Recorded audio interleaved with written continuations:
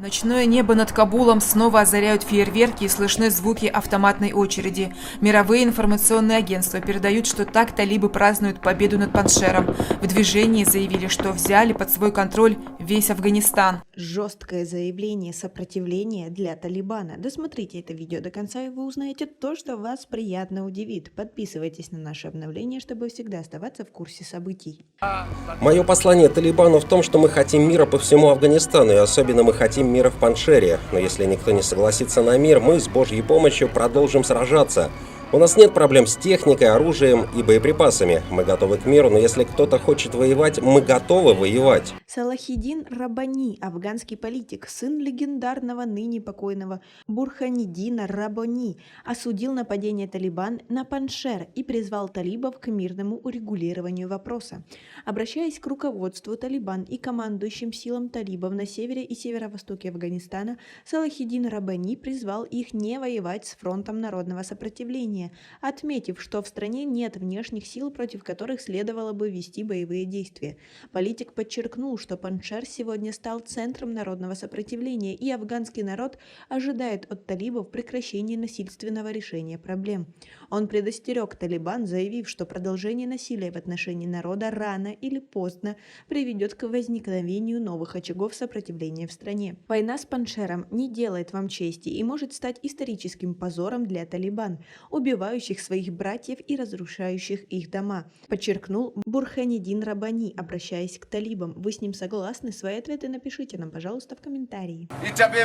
Это фронт сопротивления не только Паншера. Ясно, что никто в Афганистане не принимает этих варваров. Они уничтожали, убивали и проливали кровь. Мир должен понять, что они посланы иностранной разведкой. Мир должен знать, что эта страна принадлежит тем, кто защищал ее много лет. И она навсегда останется только их страной. Тем временем Ахмад Масуд, сын покойного Ахмад Шаха Масуда и лидер фронта сопротивления, заявил в социальных сетях, что народ никогда не откажется от сопротивления и борьбы за свои слова. В субботу Масуд написал в Facebook, что афганский народ борется за свободу и справедливость и никогда не откажется от сопротивления.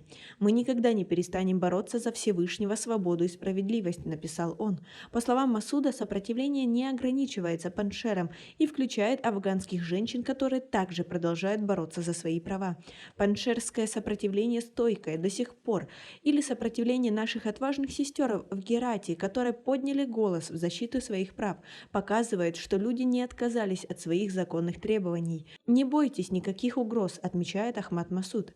В минувший четверг несколько женщин в городе Герат на западе Афганистана провели демонстрацию и призвали включить женщин в состав будущего правительства.